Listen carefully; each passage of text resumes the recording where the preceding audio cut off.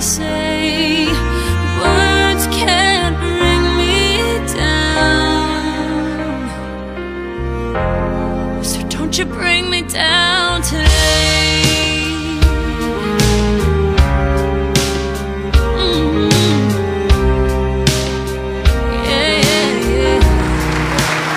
If you're lifting that trophy up at the end of 17 days, you've got to be some very special snooker player indeed. You are the master of the world.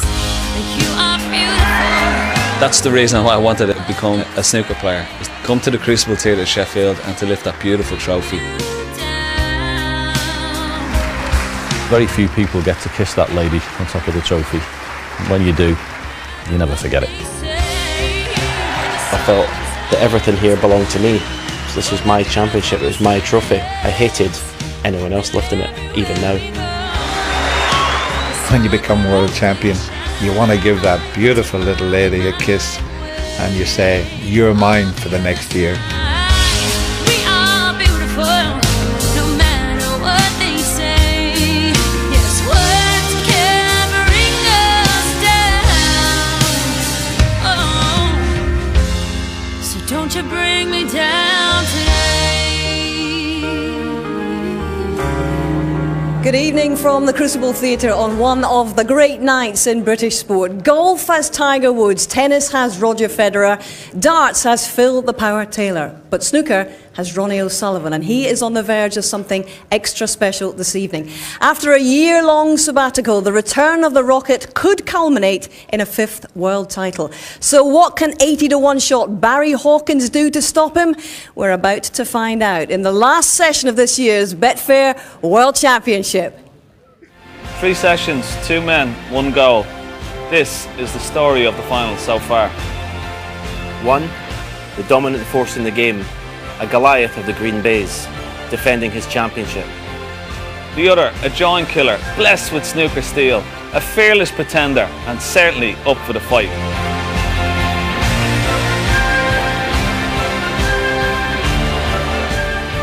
Barry struggled to settle. Ronnie had the cue ball on the string. Suddenly it was 2-0. But then the Hawk turned the procession into a match and took 3 on the spin. The Rocket was full of doubts about the table and trailed for the first time in the tournament. But he exploded into life, producing back-to-back centuries and led 5-3. That was the final snooker session of the championship. As night drew in, the evening session provided drama to match. Barry showed grit and resolve, digging deep and levelling at 7-all. Ronnie looked rattled. How would he respond? Like a champion, 2 more century breaks. And then O'Sullivan took a dramatic final frame to lead 10-7 overnight. Yes, Hawkins couldn't afford to lose those tight frames if he wanted to inflict some mental scars. Sunday belonged to Sullivan, the greatest front runner in the game. The final was still very much alive at the start of Monday afternoon. Having split the opening 2 frames, there was an astonishing clearance from Ronnie, and now he was 4 up. Barry responded forcefully to give his fans hope. But the Rocket hit the afterburners. He powered first to his 5th and then his 6th century break of the final, a new Crucible record. So now it's 15-10. Can Barry win it, or is this Ronnie's final to lose?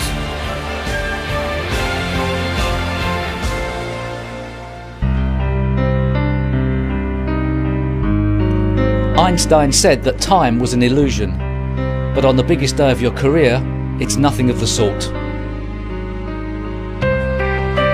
From the moment the last ball drops in the afternoon, time is your only reality. On the clock, it marches forward, second by second, minute by minute. But in the mind, anticipation slows it, and fear makes it pass in a rush. You think you're killing time, but sometimes it's time that's killing you. It can be your friend or your enemy. But whatever the speed of your own reality, the crucible clock is still ticking. A quarter century of routine as 0 hour approaches.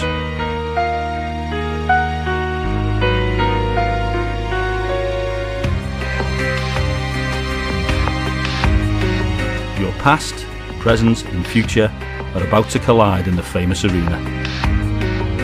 The question is, has your time come? Or has his?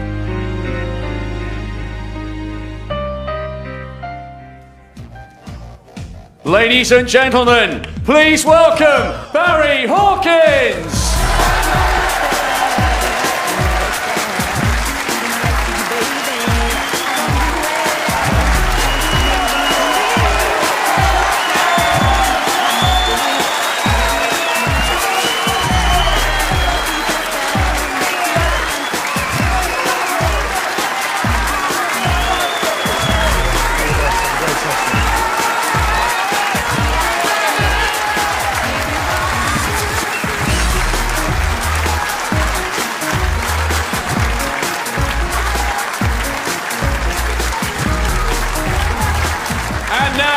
Please welcome the defending champion, the Rocket, Ronnie Sullivan!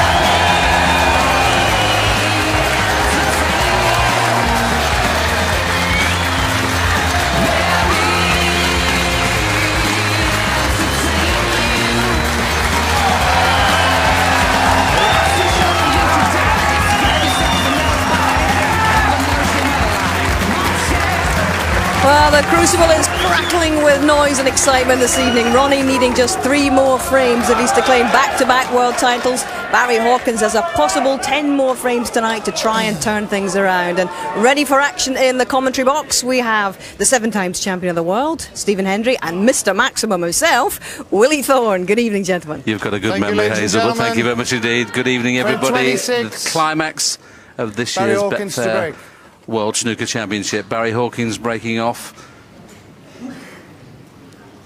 in the 16th frame, and boy, has he put a fight up to Ronnie O'Sullivan.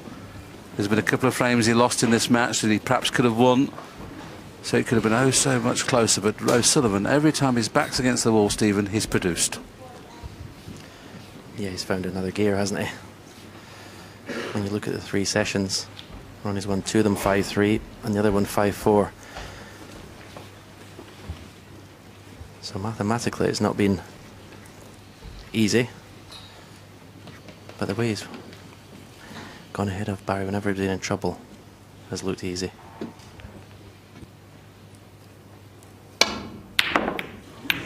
Well, the first mistake of the evening has gone to Ronnie O'Sullivan, but he doesn't appear to have done any damage. Missed the long pot by quite a long way, but unlucky to going off.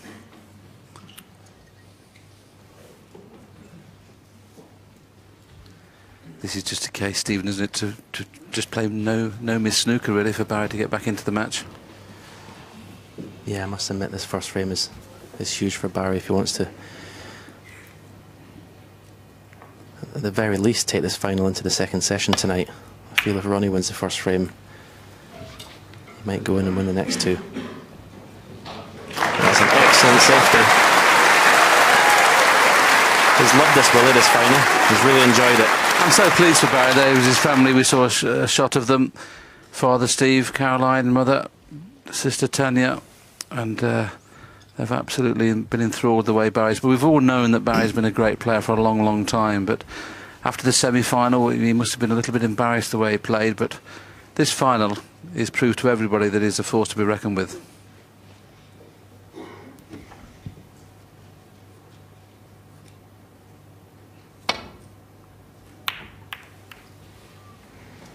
Well, it's an excellent reply from Sullivan.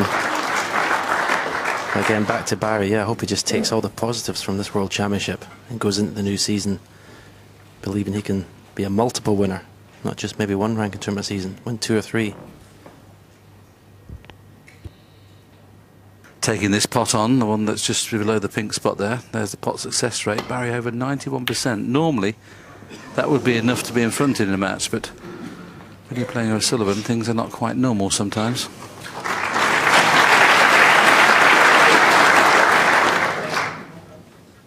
And you think they played 25 frames and he's still got a 94% pot success rate. Incredible, really.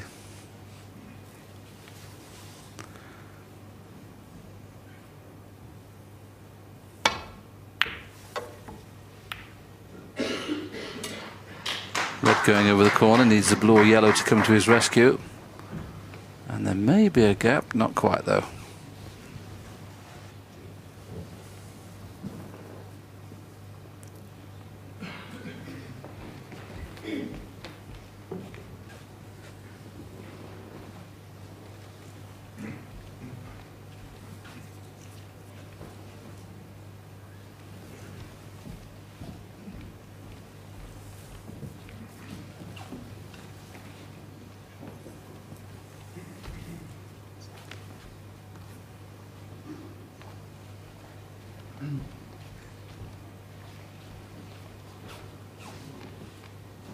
Well, obviously no problem getting back into baulk, but he feels it's too risky to try and cover the red, so he's just playing the roll up here. He's got to be careful of going off.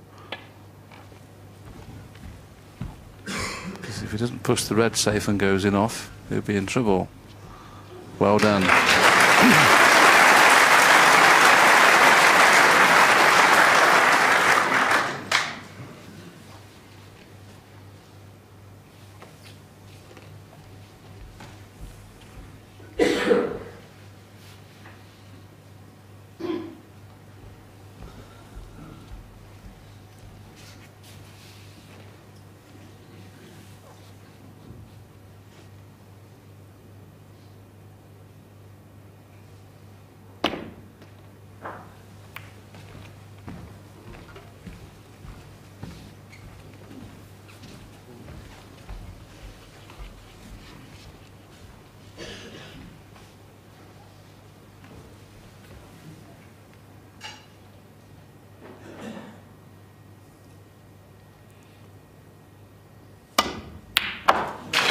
Excellent pot. Excellent pot. And perfect on the green or the brown. These give you so much confidence, Steve, don't they, when you knock one of these in? Yeah, you would think if he'd missed that, the cue ball would be careering into the reds, and he'd be certain to leave a frame-winning opportunity on. But as you say, gives you great confidence to pot them. Perfect angle in the green. Can virtually put the cue ball where he wants from that position. And he's not done very well, to be honest. He'd have liked to have been on the two reds to the right-hand side of the pack. The red in the middle, hampered queuing, is not straightforward.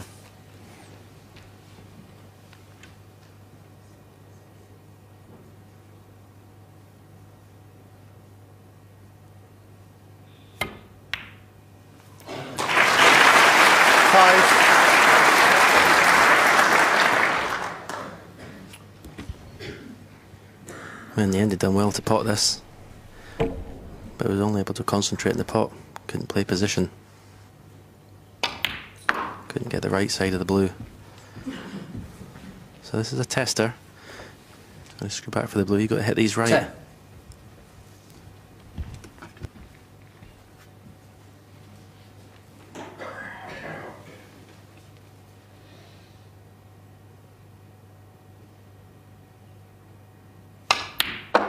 Stephen mentioned had to go up for 11. blue or baulk colour there. And it all depends about the red above the black. If that pot's in the corner pocket, you've got every chance of in a few seconds time, a few shots time, bringing that black into play.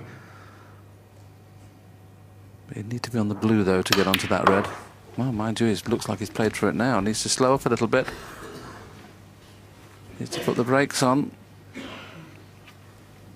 Just 14. got the wrong angle on the. He's seeing if he can finish on the black. There you can see the angle is not good. If that cue ball would have stopped 2 or 3 inches before that, he'd have been able to get onto the black. He still feels though he might be able to.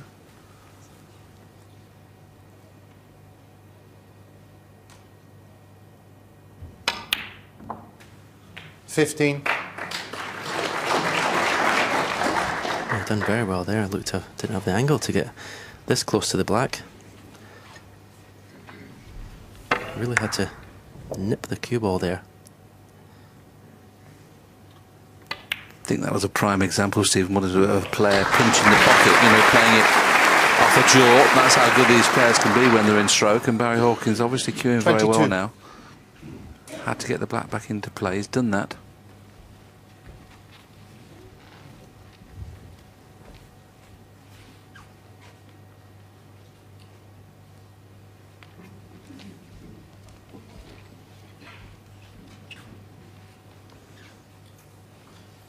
Well, he's perfect on the red in the right-hand corner, but obviously the black's not available into the left-hand corner, so he's looking for a chance to go top side of the blue again.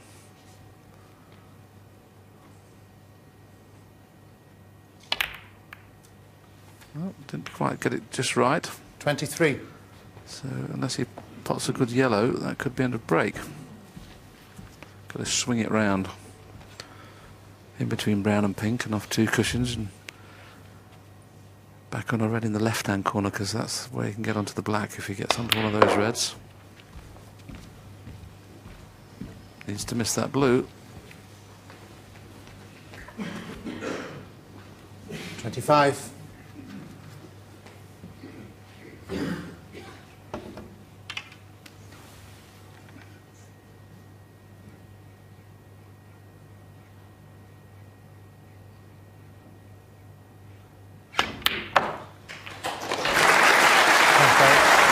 That really is a fantastic shot with the rest.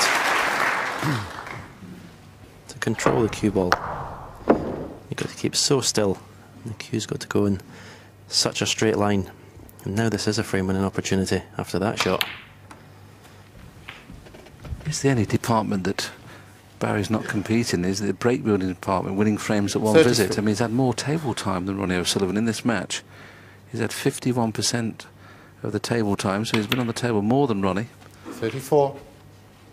Just got to start making every chance a frame winning chance, and this is the one. He'd be very disappointed if he didn't win the frame from here.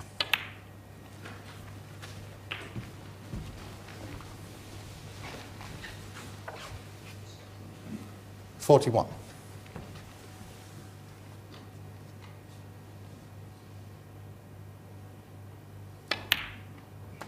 $42.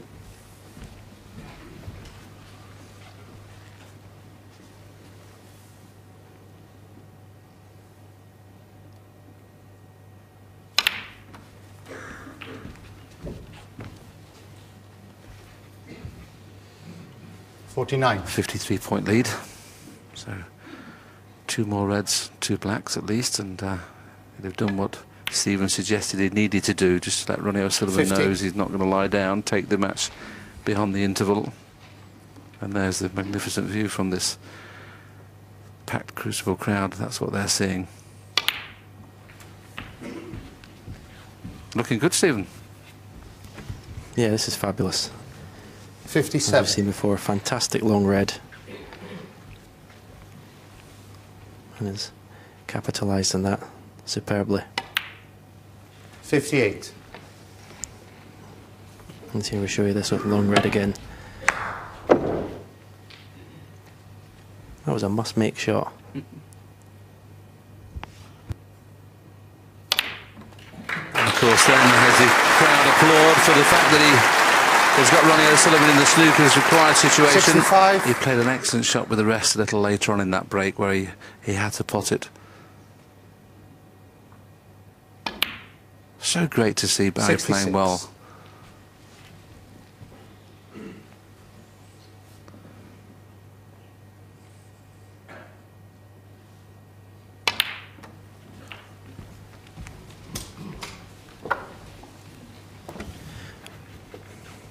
And it's a sign 73. of, obviously, the respect Ronnie's given Barry. The fact that every time he's got close, Ronnie's felt the need to raise a gear. 74. To stay in front. He's had to play brilliant snooker to stay ahead of Barry.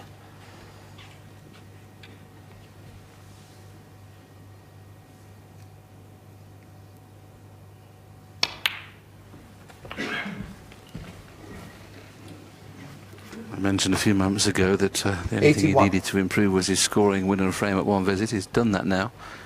He's only had one century in this match, but it was a fabulous break of 1-3-3. Ooh. 82. The reason he rolled through slowly like that is because he's left now the perfect angle on the, as we see this red struggling, the angle he's got now is perfect to knock the other red off the cushion. Well done. Does the red still pass the blue? It does. 89.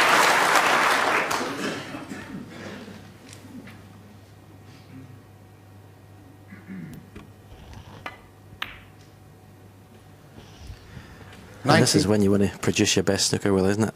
Live, Monday night, live on the BBC, the final session of the World Championship. There's no better place to play your best snooker.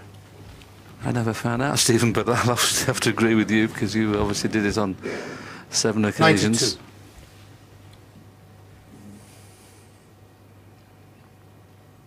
92. But this is really 93. top draw.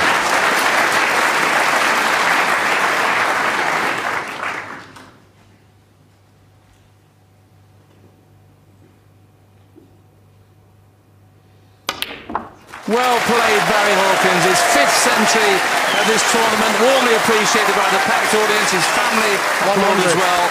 His 55th century of the Crucible this year.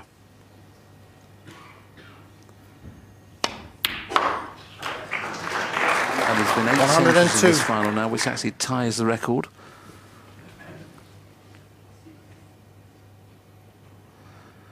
And that, just to remind Stephen, was the Ebden-Henry game. 105. And they had 4 centuries each.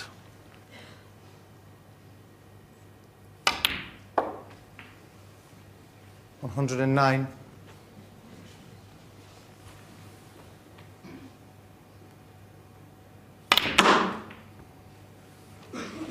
114. Needs an angle on this pink, and I don't think he's got a good angle. He'll do really well to get past the middle pocket here. So much so, 120. he may be doubling the black.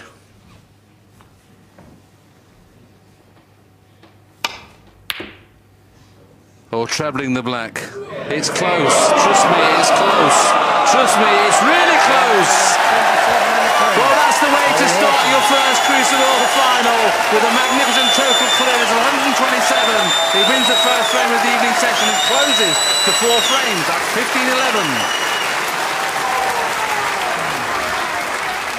Well, it is amazing. So many people expected a walkover effectively in this final for Ronnie O'Sullivan. Barry Hawkins is giving as good as he gets, and what a fillip to your whole start to this final session. Well, there, if that Ken. doesn't get the juices flowing, nothing will. Fantastic, and you have to, you know, take your hat off to Barry. He's stuck in there. He's just going about his own, not really worrying about everything, enjoying every minute of it. And you know, if Ronnie thought that he wasn't going to be in a fight, he's got another thing coming. He's laid down the marker there, Barry Hawkins, and fantastic break, great start.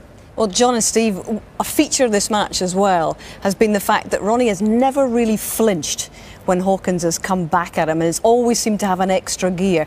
That's what we've seen time and time again in this match, Steve. Yes, you know, he's got a bit of breathing space, but obviously Barry Hawkins, for most of his career, has been underrated. I don't think we're going to be underrating him from here on in.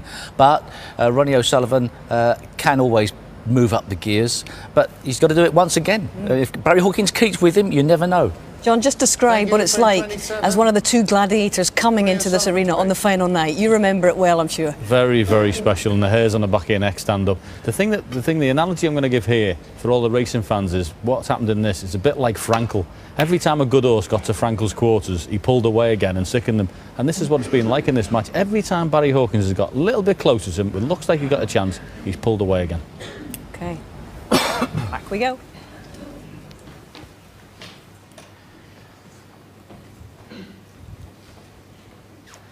Well, now, can Barry win 2 or 3 frames in a row? I'd really put the cat amongst the pigeons. You can see how Ronnie would react to that. Easier said than done. 2 cushions to line to the bottom of the pack here.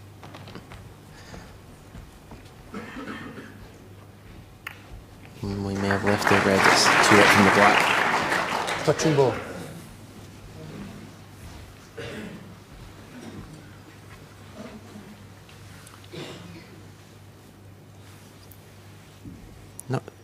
Doesn't know 100% where the cue ball's going to end up. He'll be screwing back here, hoping to finish on the blue or maybe a ball colour even.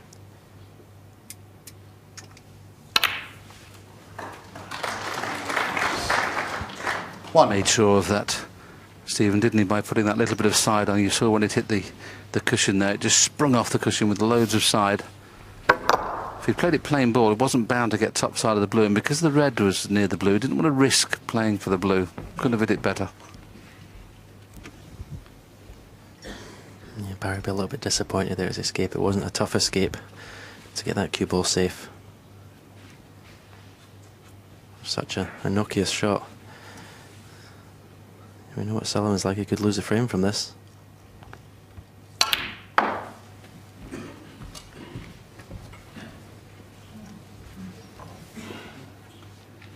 Five.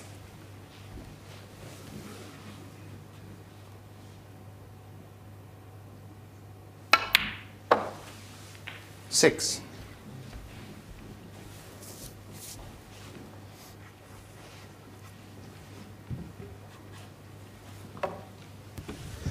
Looks like the pink may have to go in the black spot, which won't be a problem. That should be a good thing for Ronnie. Yes, looks like the red on the pink spot will pot, so 12. He may be reluctant to pot the pink off the next red because he'll have to put the pink out of play. That's why he's leaving that red on the black spots. So he keeps the pink in open play on the black spot. It's got 13. I mean, the cue ball movement Ronnie gets with very little power, Stephen. I think that's the key on these tables, isn't it? Yeah, you can see that the tip of his cue comes right back to his thumb, and then he's able to give him to go right through the cue ball. Timing is impeccable.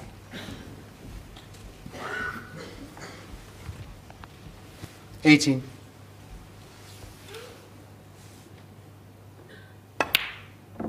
Well, the first sign of weakness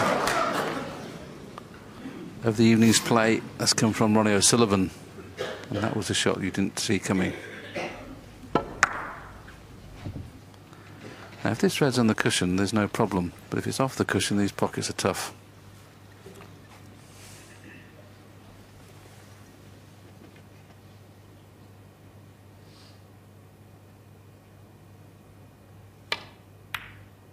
Well done. And an excellent chance to go into the pack. Barry played one of these this afternoon, Stephen. He's screwed into the pack, but this is not a pack you can screw into, is it? No, I think the furthest red to the left, if he stuns into that one, I think that's the shot to play. He doesn't want to screw into it, as you say, because the cue ball can come back towards him. Oh, he's played that perfectly. He'll be unlucky if he's not on one here. Well, I can't tell you, as Stephen suggested, how good did he hit this, and not to have an easier red than this.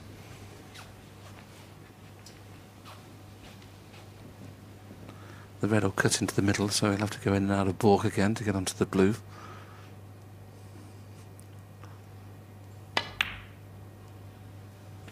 $8.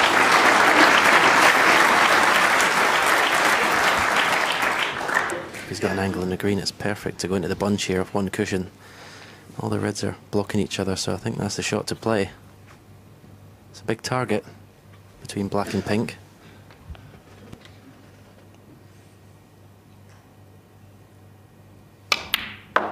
And he's played it, Stephen, because he needs to make something happen at this end. Once again, he would have expected the pink and 11. possibly the black to come into play at the same time. He's played two great shots in this break and has not been rewarded.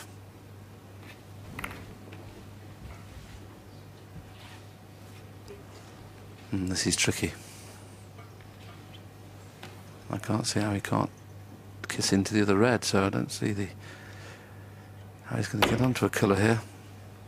12. Yeah, he's going to use the red as a stopper to slow down for the pink. Excellent shot. Just screwed off the second red, Stephen. He obviously knew that was on.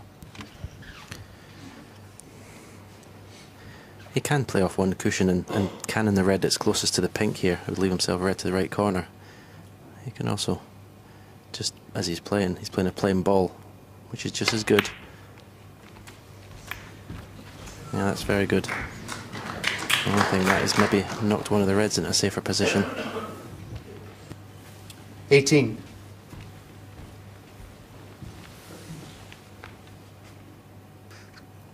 Got a lot of reds to miss here when playing for the pink or the blue off this red, and he's played it pretty well. Well done. 19. Now, it wouldn't be a bad idea to hold the spot here, but if you screw back about an inch, it's okay. Still not a frame-winning chance where the balls are at the minute.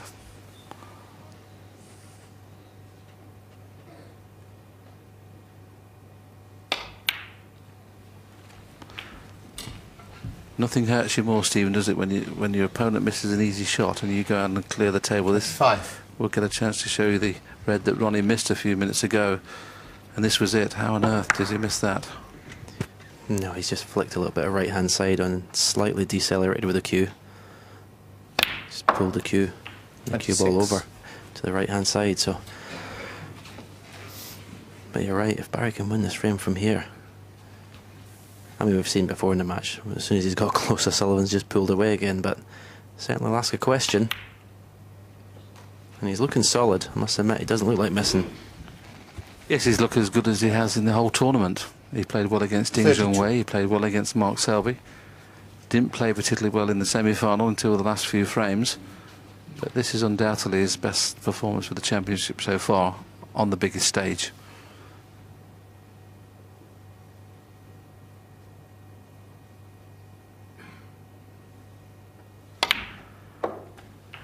Oh, it's worth playing a little shot on the red and black here. He'd like to kiss the black, then he's bound to be on the red in the middle. But he may play for the loose red. What would you play here, Stephen? I suppose if you're playing the cannon in the black, if you do miss it, at the very least you've got the red closest to the left corner. If you play at the right pace. Problem with playing for the one in the open is, if you don't get on it, it might be your only chance to be on a red. Well, in fact, he's played direct for this red and he doesn't want to be straight. Needs a bounce. 38. Yes, fortunately, he's got the red in the opposite corner, which is not straight. But with this being off the cushion, as I just mentioned a few moments ago, these are tough. The pink's available, should it go in?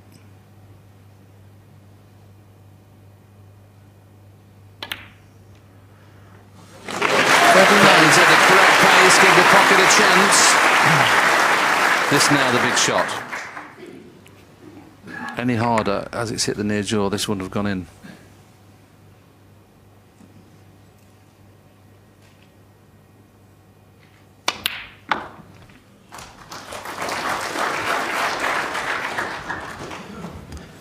Well, if this was a Sullivan playing these breaks in the first two frames, 45. quite rightly would be give him all the praise in the world. So this is phenomenal snooker from Barry Hawkins.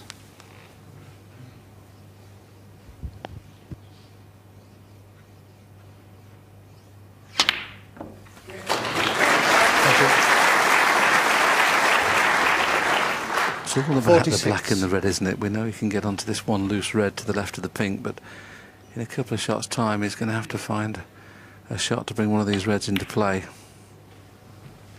He's playing brilliantly at the moment, he really is. He's 34 in front, so red and pink 52. Is 41. So he needs another red and colour. So where does the next red come from after this?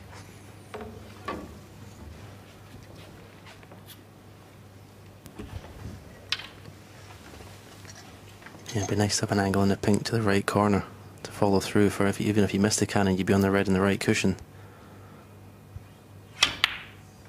He's come too far across the table to play that shot, so he'll just be playing for the red. 53. Closest to the left corner pocket here. This is the problem now. He's got to leave a angle because he needs a colour off this next red. Needs a bounce. He's got a bounce, so he can play for the pink in the middle. This is 59. Huge. This is the first time he's really punished O'Sullivan from an easy miss.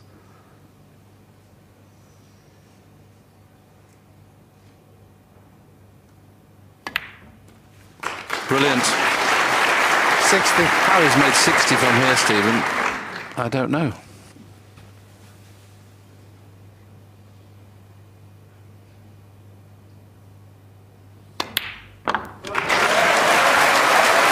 Brilliant, Snooker. That's all you can say. 66.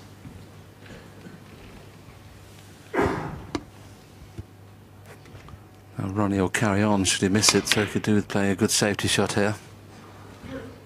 Barry Hawkins. It was an excellent break. 66. Sometimes 66s are not enough, but at this stage it looks like it could be.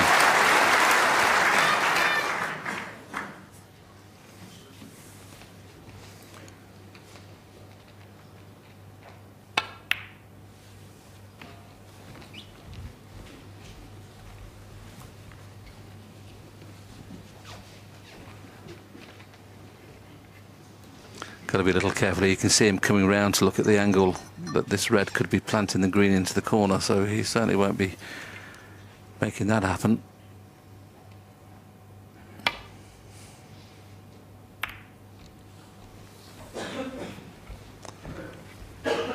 And he'll probably take this red on, trying to get onto the pink or black.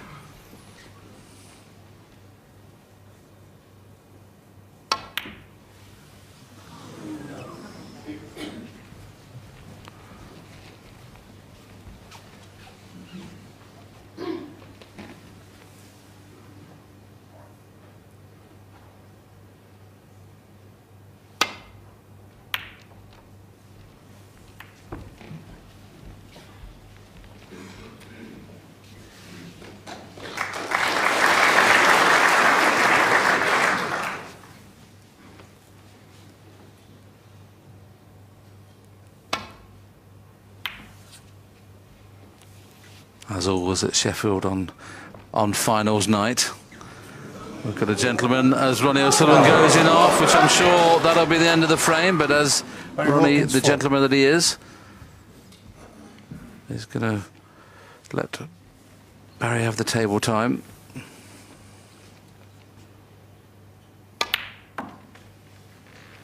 One.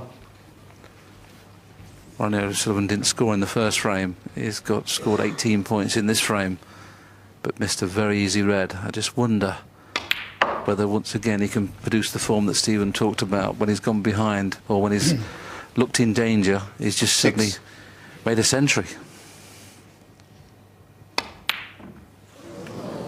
6 and a frame. Well, the red's not got in, but what a fabulous start from Barry Hawkins. 127 to make it 15-11, 66 to make it 15-12. The gap was 5, now it is 3. And just assess the quality of that break that we saw there from Barry Hawkins, Steve. He's just playing the match of his life here. And Ronnie O'Sullivan walked out. I mean, if it wasn't Ronnie O'Sullivan, it was somebody else, I could say that they'd be thinking, what have I got to do to get this guy to go to bed, you know, like, what have I got to do? He keeps coming back at me. Ronnie O'Sullivan's not necessarily the type of person that does that, but he still felt the need to walk out the room. Indeed, and what do you detect now about the confidence levels of Hawkins? 2 in a row and very, very astutely done. Oh, I mean, that was a magnificent break. Stephen's quite right in commentary. If O'Sullivan had made that, we've been waxing lyrical about it for God knows how long. It was absolutely fantastic.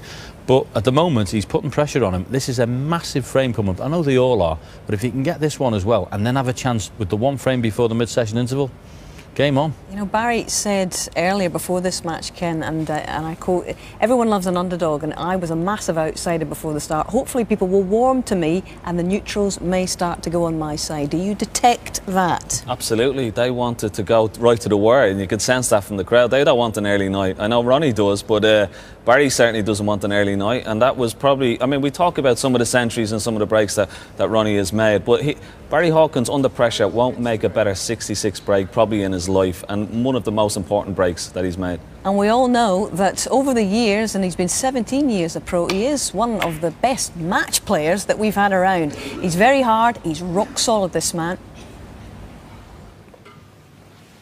Absolutely, Hazel. You never get an easy match with Barry Hawkins, and we saw that in the semi-final where he couldn't pot a ball in the first 16 frames. His highest break was 47. Everybody thought there was no chance of winning the match. He went 4 frames behind at 12-8, and then suddenly, with the help, I'm sure, of his coach Terry Griffiths, found the mindset to dig deep, and eventually won, I think it was 6 or 7 frames on the trot to get back into the match, and 8 frames on the trot it was, and then of course he closed the match out in style.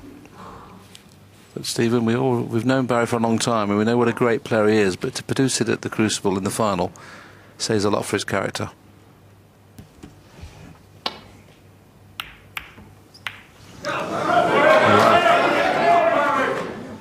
A bad error from Sullivan there. Pretty straightforward safety shot there. I know the red was making it awkward on the right cushion, but it's not the sort of mistake Sullivan makes. And that's got to give Hawkins some heart as well.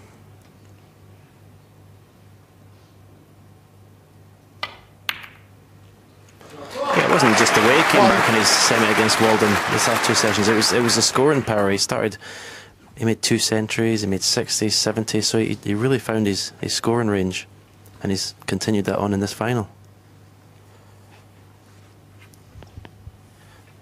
Maybe landed just a little bit straight in this black. He can screw back for a red to the right centre.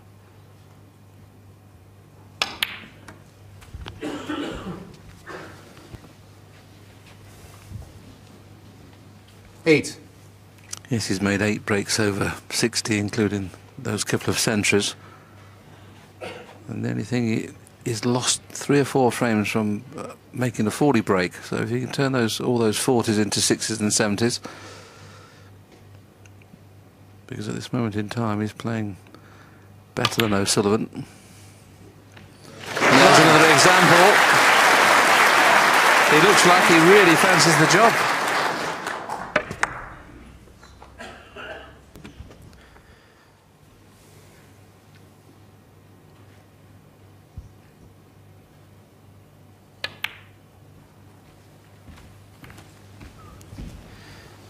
Couldn't go into the pack with more pace there because the red and the cushion, the red to the right, was stopping him to do that. He's played a nice cannon there. Still perfect position. We'd love to have an angle this time to go into the reds. Yeah, the pack's now nice, isn't it? If he can get where he's pointing his cue there and then play the joint of those 2 reds just to the right of the cue ball at the minute, those reds will be perfect. Now has he got that angle? 70. Not quite to be perfect, so he may have to play for the red along the cushion. He'll try and get that angle soon though. $24.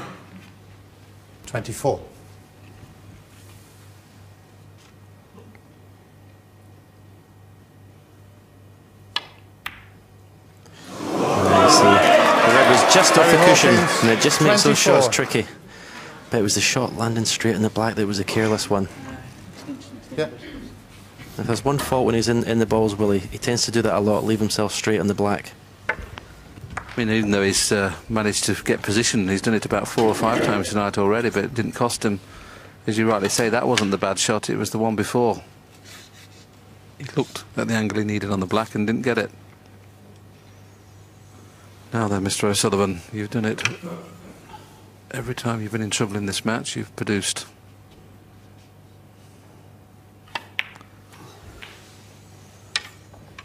Thank you. Next one. 1.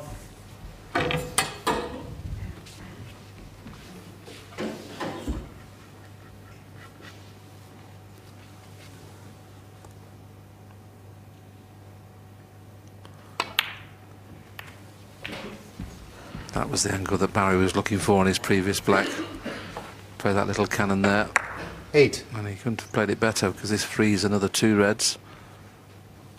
You can see there the 2 reds pot in 9. this pocket as well.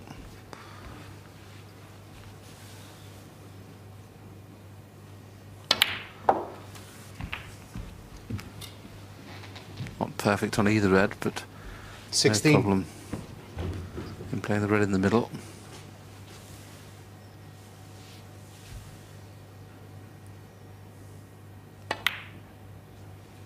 $17.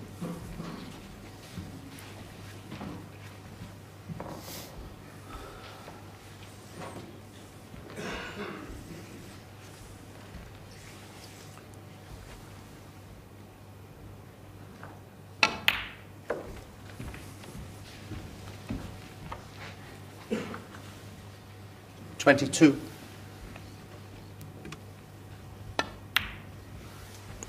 $23.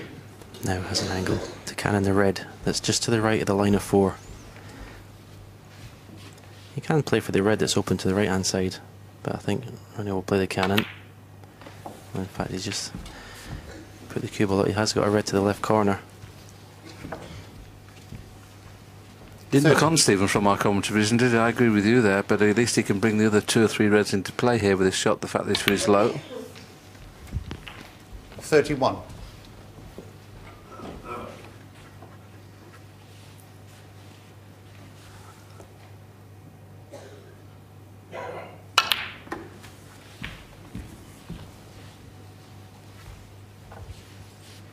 $38.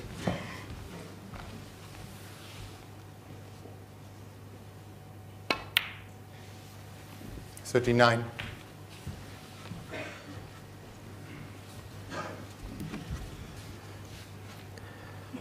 I feel pretty certain he'll make a cannon this time into the 3 reds.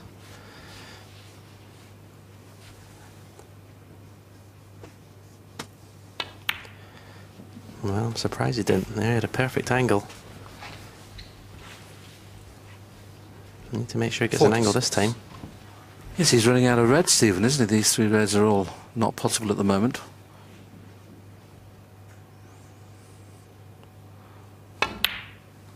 So he's played purposely on the pink rather than the black there, because he can flick the red away and leave 2 reds in the corner. Well done. Barry Hawkins missed a trick, didn't he, when he was 53. In the balls, and we thought he was possibly going to win 3 on the trot, but as we've talked about all match, Ronnie with his back against the wall suddenly finds something. Yeah, we talked about that Barry had to play almost perfect snooker tonight if he was going to win this match, and that meant every positional shot. 61. No easy misses. I'm afraid he's done that in this frame, and it's cost him. 62. Well, there's Ronnie O'Sullivan Jr. Remember him last year when Ronnie won the trophy? He's looking on intently, knowing that his father is just about to possibly stretch the lead to 4 again. So 45 in front, just the red. 69. To stop the little mini rot.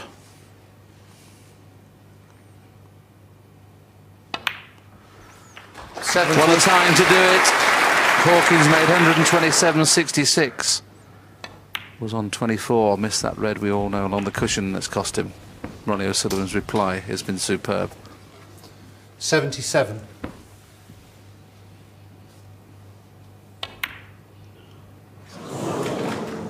Ronnie O'Sullivan. Hawkins 77. looks at the scoreboard. He's decided to carry on, but what a fabulous break from O'Sullivan that was. 53 in it, 43 on, so 3 4-point penalty snookers needed.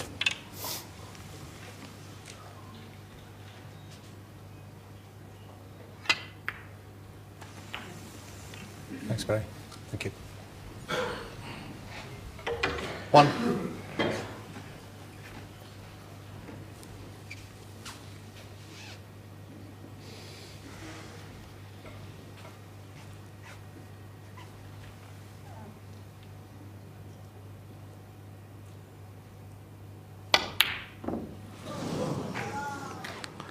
Barry Hawkins decided that's enough. Ronnie O'Sullivan's happy with that. Ronnie O'Sullivan making a break of 77, and he reduces it. Well, he increases the lead to 16-12. And there's a key shot, Stephen, in that game where Barry was in the balls, and we mentioned make sure you get an angle on the black, and you said he'd not been doing that very much in the match. He finished straight too many times. Yeah, it's something that may look like a tiny thing to the viewers at home, but this is so important when you're building breaks, and not to finish straight in the black. And here you see he's put a brilliant first 2 frames, he's in the balls again, and that's just so careless to leave yourself straight in the black. You want to play the same shot that Ronnie played a little bit later on.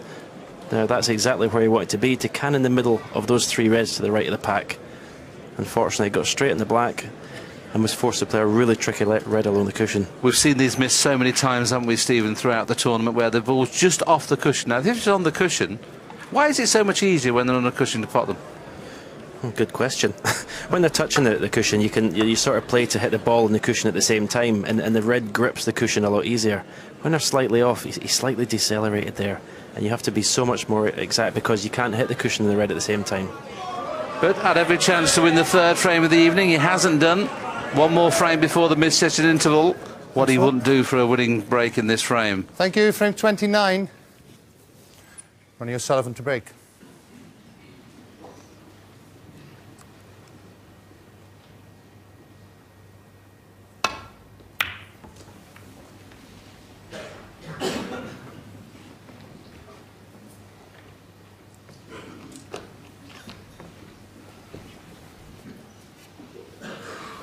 You'd always fancy getting the double kiss here, but Barry's played this really well, this shot.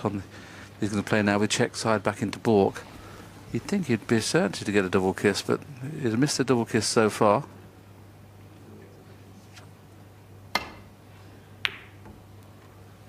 Played it well again.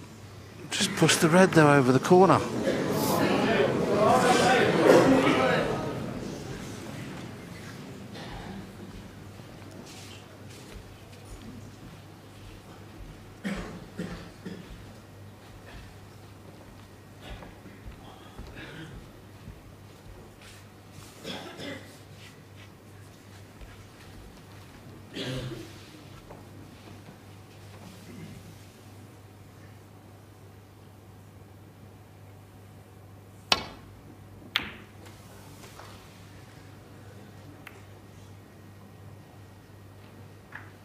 One.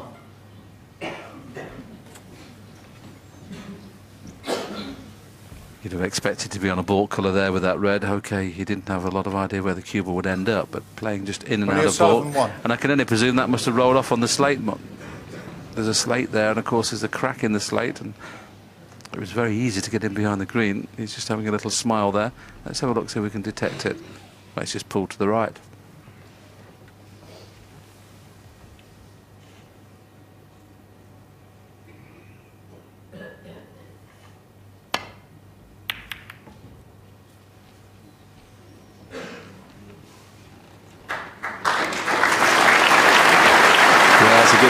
Cue ball, but he's left the red to the left corner here. Natural path, as long as he doesn't hit it too thin to go behind the black and the cue ball back up to baulk.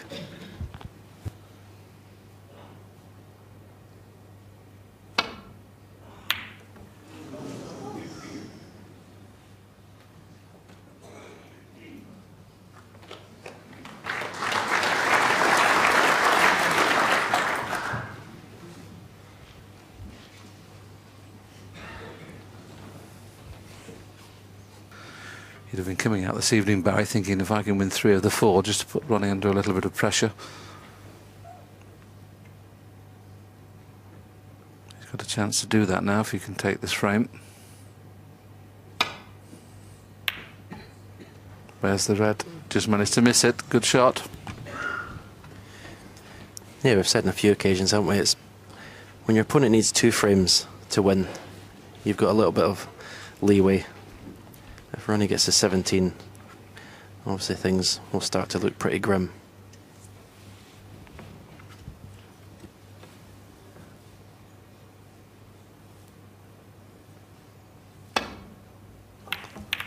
That was the problem. That's what Stephen Henry said at his last long shot he played. The angle was perfect, as long as he hit it thin. Exactly the same shot, only on the other side of the table.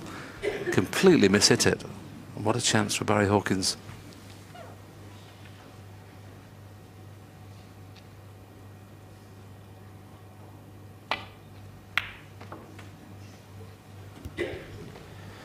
Well, what a time if he could possibly win the frame at this visit, because Ronnie was really irritated at that last miss, or that last miss-hit, because it was a complete miss-hit.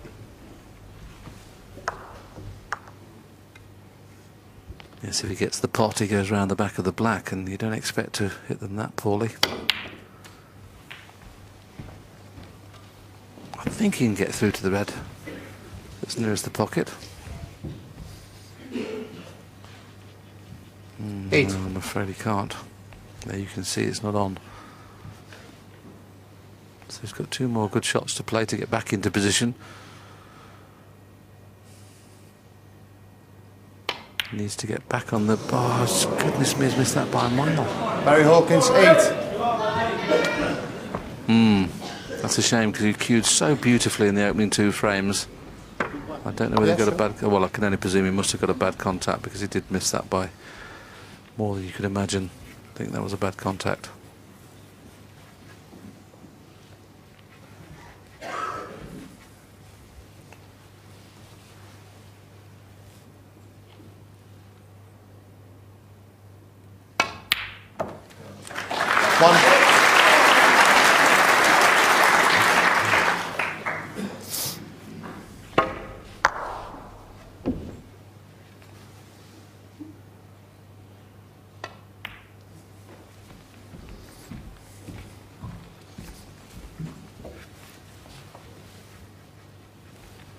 Six.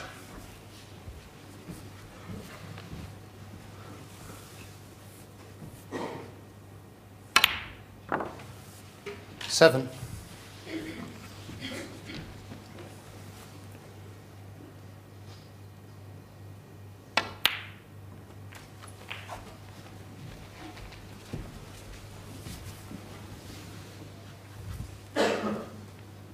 14. He'll free 15. the black pocket off the next shot and then off the next red. He'll be leaving an angle on the black to go into the pack. It's not great because the red directly above the black is not in position. Maybe how to get low on that red to bring other reds into play. We'll just see what angle he leaves himself on this next black. 22.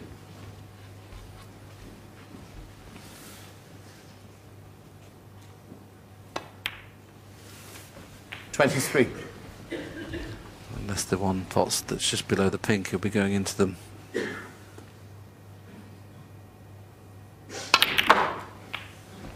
And there's another example of how to stun into the pack. Okay, he would like Barry a couple of shots, a couple of frames ago. A little unlucky not to be on anything easier. Couldn't have played that shot better. Split them beautifully.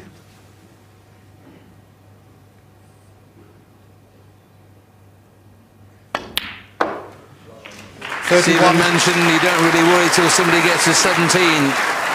It looks like Ronnie O'Sullivan could get to 17 at this visit.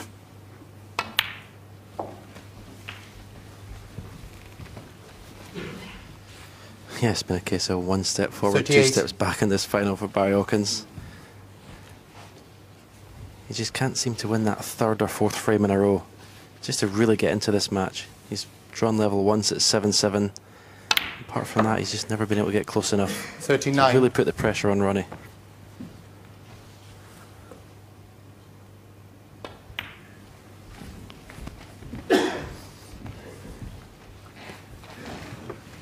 In the whole tournament, O'Sullivan ended him behind once, and that was when Barry Hawkins won 3 frames on the trot to go from 2-0 to 3-2 in front, and that's the only time Ronnie's 45. been behind. Every time, as Stephen mentioned, that Barry Hawkins is threatened, Ronnie's suddenly found another gear.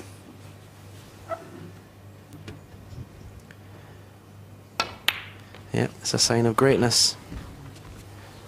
It separates the good players 52 from the great.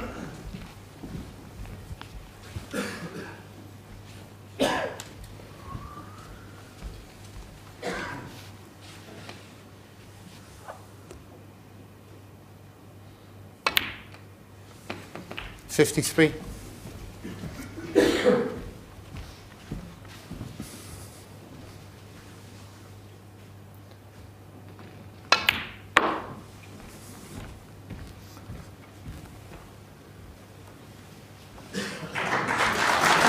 58.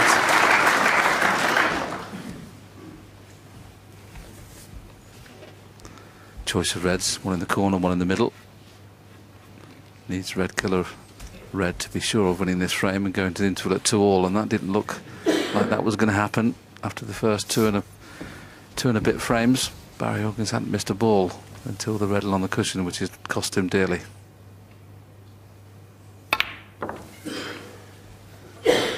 $59. Won't be playing, I wouldn't think, for the red on the cushion because it's missable.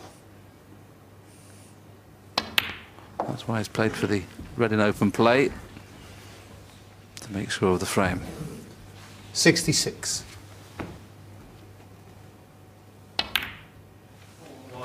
67. Well, it's produced again. There's his family and friends.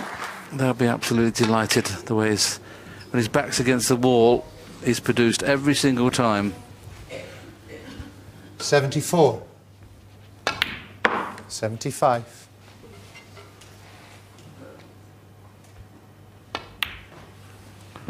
Well, his son's in the crowd, his family and friends. Robbie and Debbie Corrigan. I don't know, that was Ronnie Jr. 81. Just give him a little cheer there. He knows the frame's safe now. 82. This is just wonderful snooker, isn't it? This 4 frames has been absolutely top draw.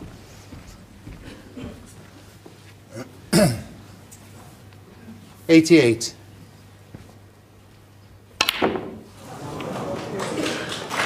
Well, what a shame. I thought O'Sullivan was going to make a century. 88 on the But frame. what a fabulous 4 frames of Ronnie snooker. O'Sullivan. 127, 66, 77 and 88. O'Sullivan looking good now. He leads 17-12.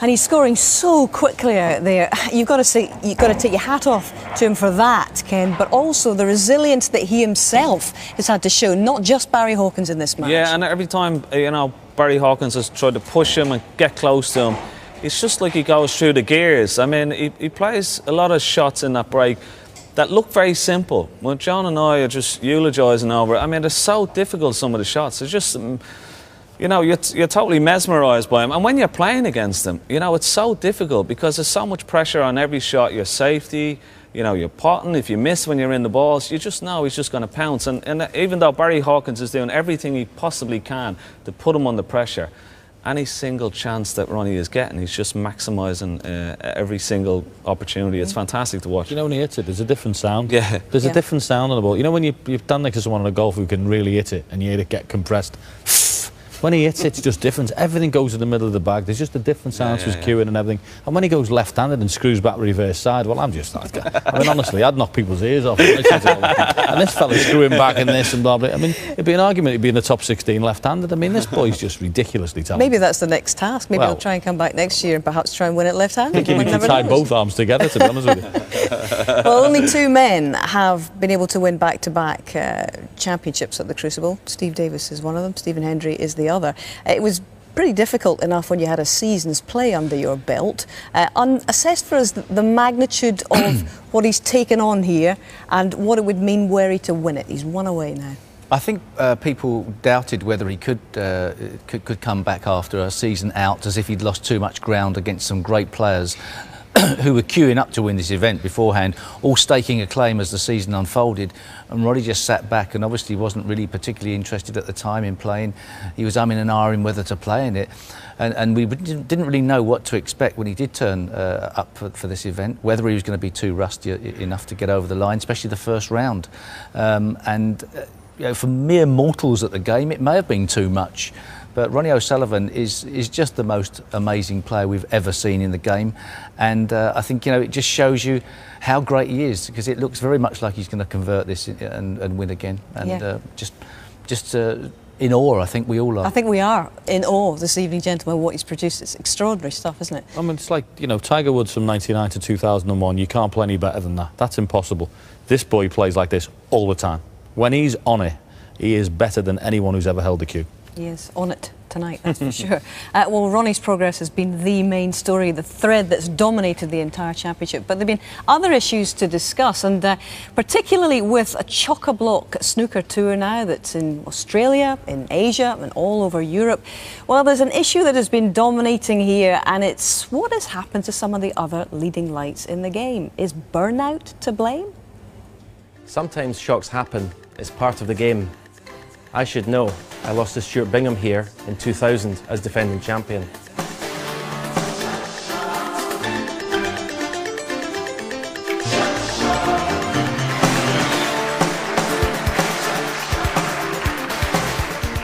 And who could forget Tony Knowles beating a certain Steve Davis 10-1 in the first round. Embassy World Champion has been defeated by Tony Knowles. A moment of triumph for the underdog. A world of pain for the favourite. Nerves, luck, a quirk of fate. This has been one of those years. We've seen the top seeds fall at the first hurdle. I think a lot of the players have got beat because they've had hard seasons, first of all. They've seen the draw open up and thought, my God, this is my turn, I'm going to be world champion. It's not worked out for them. And also, there's some really good players that are just below the top 16, the top 32. Maybe aren't 30 players that can win this tournament, but there are 30 or 40 players who can create a shock. A new reason was given for their early exit: burnout. Slow down, slow down. You'll only get burnout. I don't know whether it's been a long season travelling here, there, and I just had nothing left coming into the World Championships. It's hard to put my finger on what it is. I mean, I was confident coming here, probably had the best season I've had this year, and it's just disappointing to end it how it was. I'll need to maybe look at the calendar, the way I play in events, because I think I need to really play, practice and get ready for events, whereas instead of with the calendar as you're rolling on from one tournament to the next, and if you're picking up some bad habits, it's just like a vicious merry-go-round. I think I'll definitely have to look at now maybe missing a couple of events to try to get yourself now ready. After winning China, I don't know if I did the best thing for me practice-wise after that. Probably the issue coming into this tournament, I never really stepped up to practice at all. I was just doing sort of an hour or two a day. And I thought I was hitting the ball okay, but you know, when you're under pressure, that's when the practice sort of really kicks in to make sure that you're going to still cue well under pressure. And my cueing went off a little bit sort of during the match, and perhaps down to maybe not practicing enough for this, but it's very difficult. I think people don't believe that you can be burnt out playing snooker like maybe more physical sports, but I think mentally some of these players look as if they've just about had enough, and that's got to be. They've got to look at how their season is structured, because most players at some point this year have been out of form. With snooker, once you just lose that edge, it's very difficult to get it back without having a short break from the game. That usually refreshes your mind, and these guys have not been able to do that. There used to be complaints that there weren't enough tournaments. Now we're being told that there's too many. This is a professional sport, not just a hobby.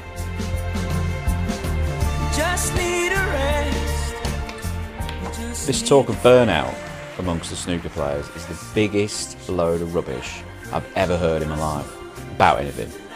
If they don't like it, they should go and get a proper job and see how the man in the street has to live, getting up at 7 o'clock, going to work, and being out all hours working to pay the bills.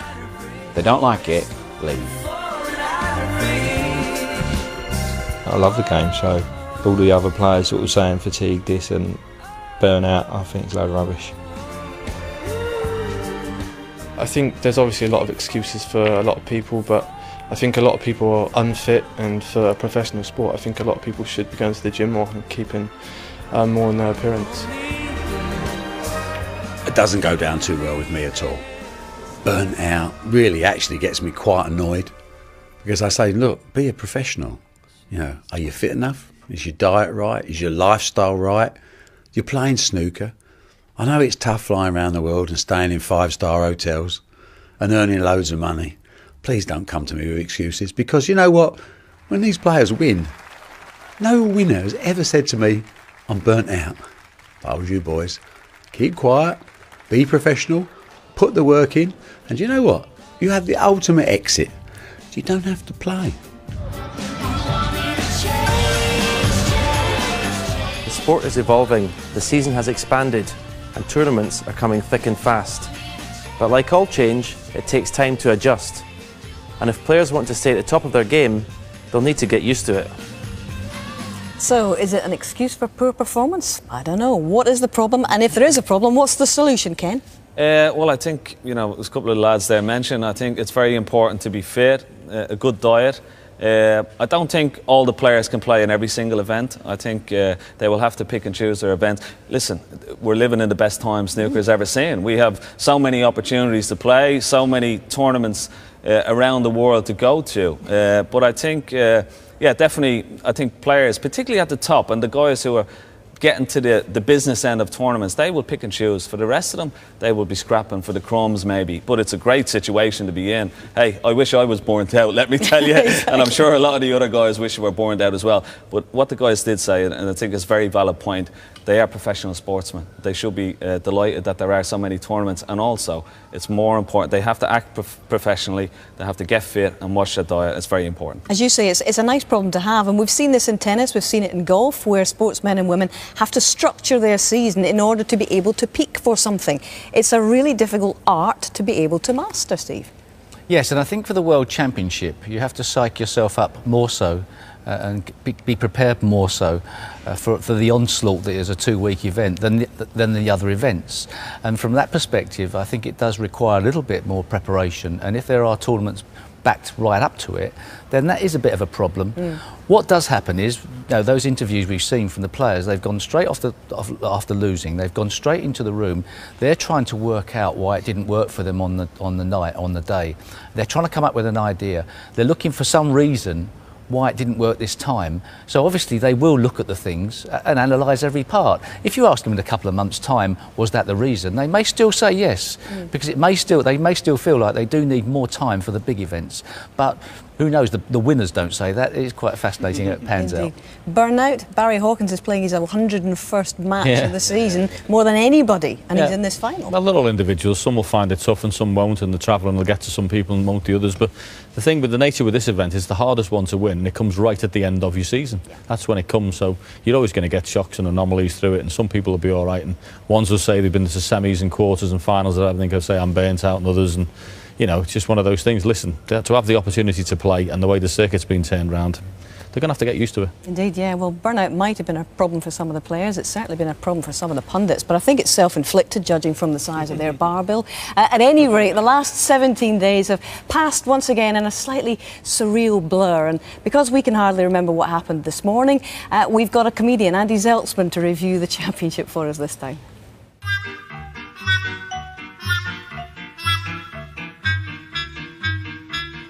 The tournament began with all eyes on the returning champion, back from his snooker sabbatical, Ronnie O'Sullivan, the Beethoven of breakbuilding, the Shakespeare of shot-making, the Da Vinci of developing the Reds, the man known as the Mozart of snooker, was back.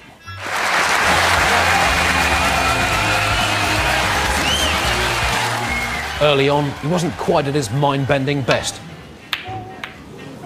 But even Mozart would have taken a couple of concertos to crank back up to speed after a year out of composing. Ebdon against Dott, a match that crawled along so slowly that at one point it seemed that Peter Ebdon had hibernated on the table. At one stage, Peter Ebdon disappeared for 4 minutes between frames, giving Dott some quality time alone with himself to ponder on ways to speed snooker up. The answer, this music. If we had this as our national anthem, we would be the most productive nation in the world. 4 Crucible debutants were knocked out in the first round, proving that there is no substitute for experience. 4 former champions were also knocked out in the first round: Higgins, Ebdon, Williams and Robertson, proving that there is a substitute for experience. But one of the first-timers who did make it through was Thailand's Dechawat Poomjang. Poom, poom! He shook the room! He applauded his own shots as if the balls were his children in an unexpectedly flawless nativity play.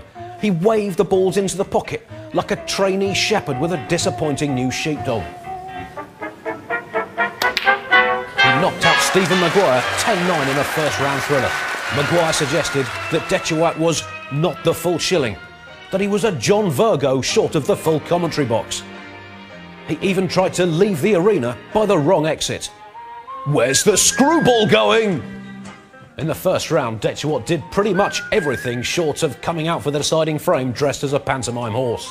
Sadly, in the second round, he might as well have done that, because not only did fellow debutant Michael White make mincemeat out of him, but also at one point he was reduced to grazing on the beautifully mown Crucible turf. Dechawat Poomjang, 32. Further into the second round, and there were more shocks and some electrifying snooker. But Graham Dott didn't have quite enough spark. and he lost to Shaun Murphy. This set up a quarter-final showdown with the 2011 finalist Judd Trump, who'd avoided the carnage of the early rounds despite this miss, which provoked this reaction from his opponent. To be fair to Dominic Dale, he wasn't actually concentrating on the snooker at the time. He'd just heard that Hazel Irvine had displaced Angela Merkel as Forbes magazine's most powerful woman in the world. Anything's possible. Trump was instrumental in arguably the biggest showdown of the second round. Referee Arian Williams against the misrule.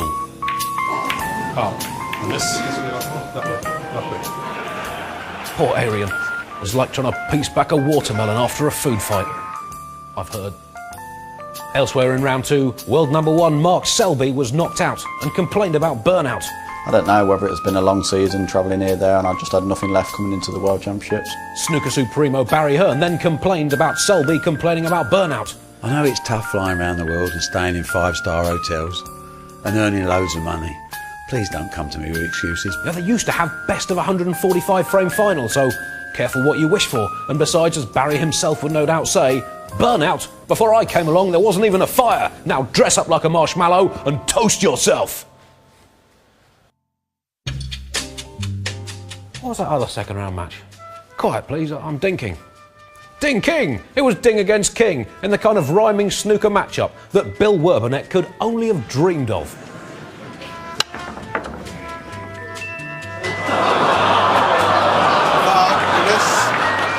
Mark King played the shot of this tournament that most resembled 1950s America.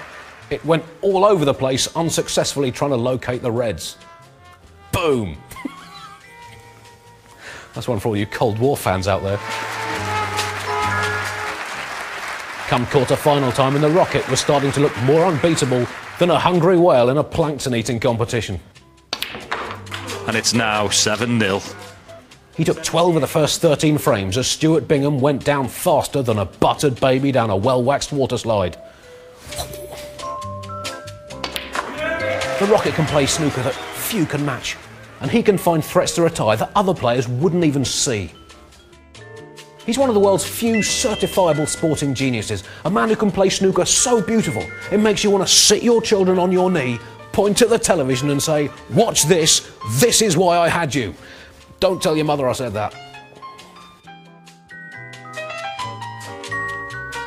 Trump and Murphy played out the match of the championships, a seesawing classic that culminated in another fraught final frame frenzy.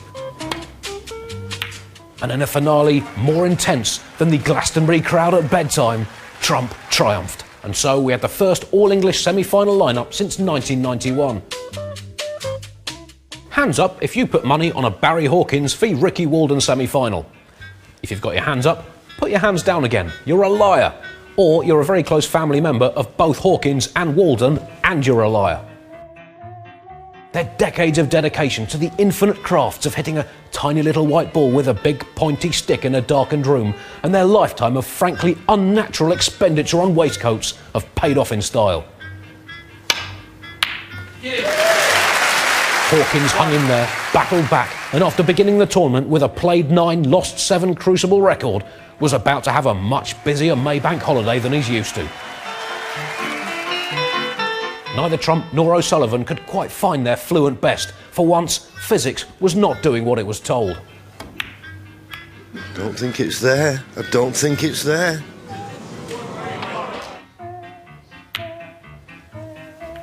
He's left his green on. He's left it on. Sure, there were breaks, but not always the kind of breaks you'd want in a world semi-final. Well, the last time I heard a noise like that, I think it was playing against Big Bill Werbeneck. And it was Ronnie who was told off for naughty snooker. But in the end, Ronnie made it through. He'd mixed a trademark cocktail of technical brilliance with the iron will of a champion, still the magician of his youth, but with 20 years of added experience.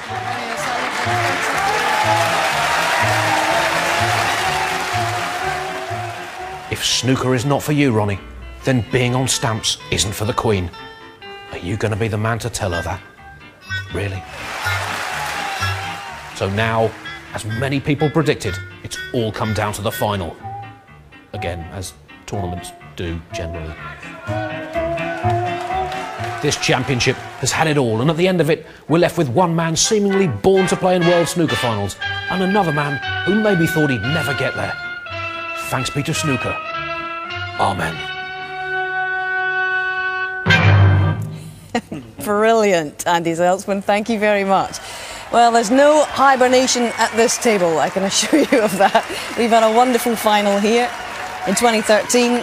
And Ronnie, one frame away from joining Steve Davis and Stephen Hendry as the only men to retain a world title at the Crucible. But more than that, he's on the verge of one of the greatest achievements in any sport, any time. And taking the final stint in the commentary box of this year's championship is a former world champion and ex-UK champion, Messrs Taylor and Virgo. Barry Hawkins to break.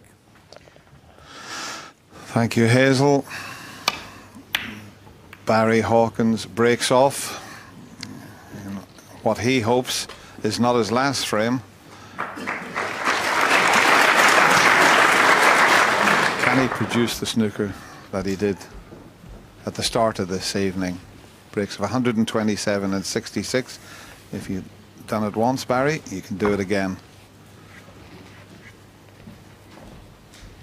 He really did look good, John. I was watching that, and he never looked like missing, Barry. Unbelievable. I think it's the best in the first frame. When he made that marvellous 127, it's the best he cued in this match. Just had a bit of a setback when he missed the red along the cushion, but you could have seen him winning all the 4 frames before the mid-session interval, and then we would have had a titanic struggle, but that's what happened. You miss, and you leave Ronnie or Sullivan in amongst the balls. And he's just a magician. But you just get the feeling that Barry still believes.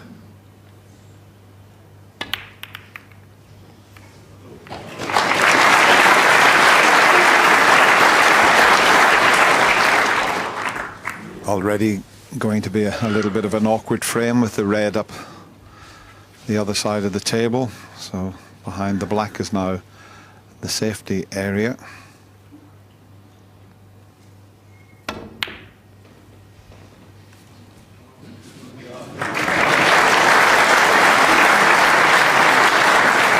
Not quite. Barry can play a better one than Ronnie. Can he judge it? This looks good. Just a bit too far, but still got it tight on the cushion. You can't get back with the white tucked up there.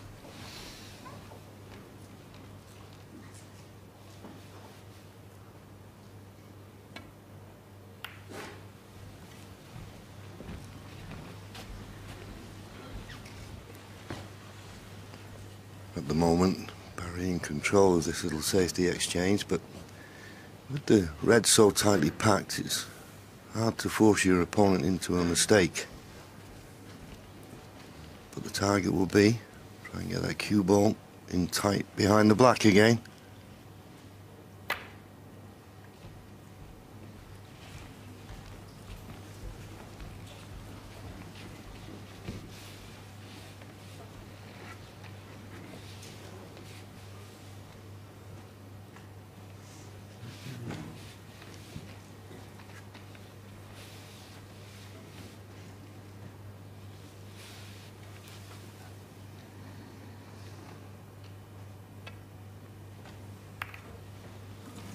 Oh, what's he done here?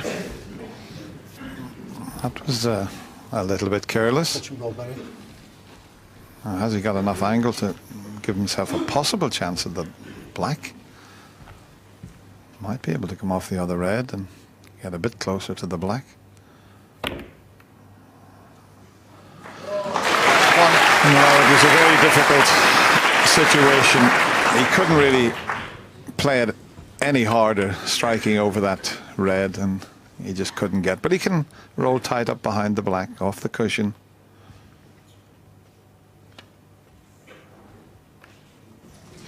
Oh, that's a little careless. There's a shot for the middle now for Ronnie. Hawkins one.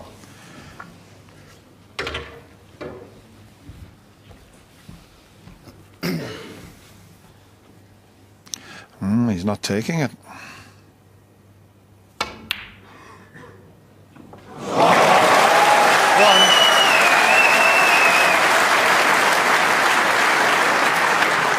Good pot, but he was concentrating on the safety there. But that was interesting to see. He's not taking any chances, Ronnie. Looked like he could roll the other red to the middle, but he wants to wait for a better chance.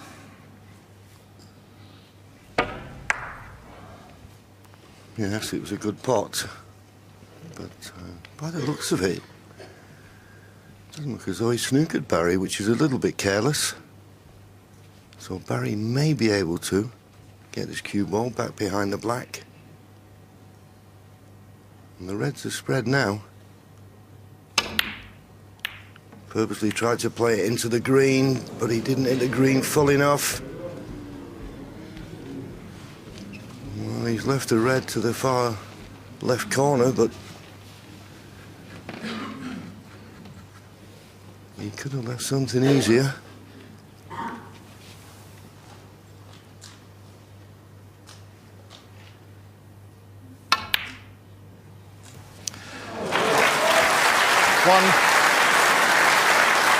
A round of applause from Ronnie Jr.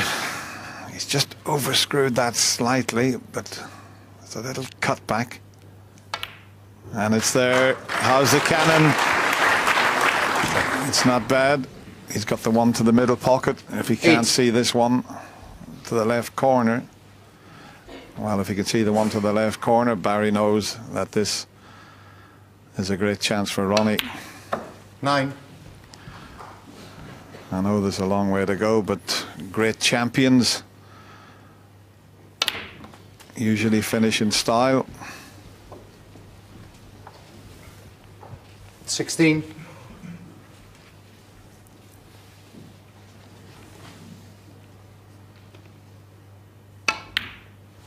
17.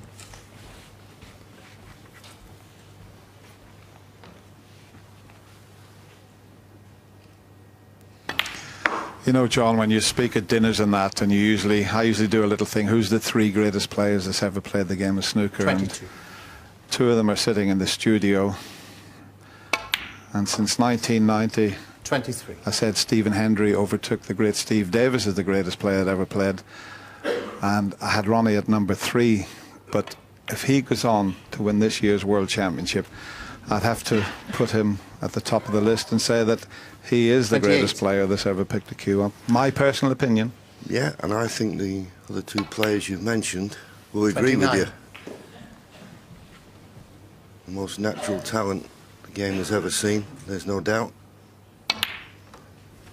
Somebody said to me the other day that if Ronnie wins the World Championship, what does that say about the other players? I said, well, all they can 36. do is just say that they played in an era of greatness.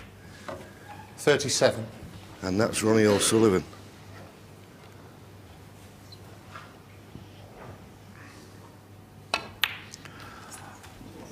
Well, he's the defending champion. He's won it on 4 occasions. It's looking good for a 5th 44. at the moment, but he has a few more to pot yet.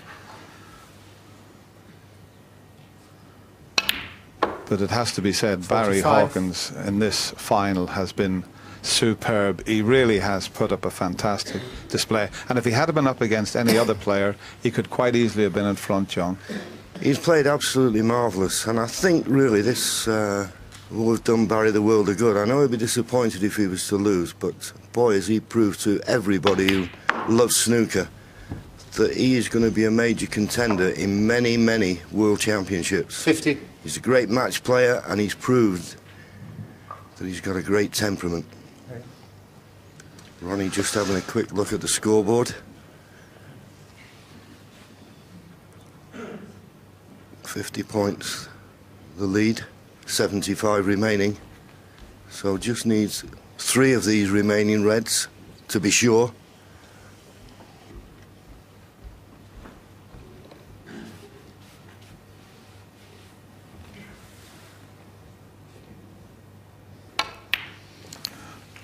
I'm 51. sure Ronnie will say that Dr. Steve Peters has been a big help to him throughout this year's World Championship. He really has Ronnie in a very positive frame of mind. He's got him mentally in a very happy place, and that's the gentleman 54. sitting there on the right, leaning on his knees. 55. Ronnie does go and stay with him. He's got a room in his house that Ronnie can use. And this has been absolutely fantastic. Ronnie Jr., well, they're all very pleased. And as you say, Dennis, like the true champion, he's finishing in style. We love the way he plays. And there's the little fist pump. Well done, Ronnie. 68. And the thing to remember is that we love 69. watching him play. And let's hope that this could just give him that urge to carry on. Yeah, we don't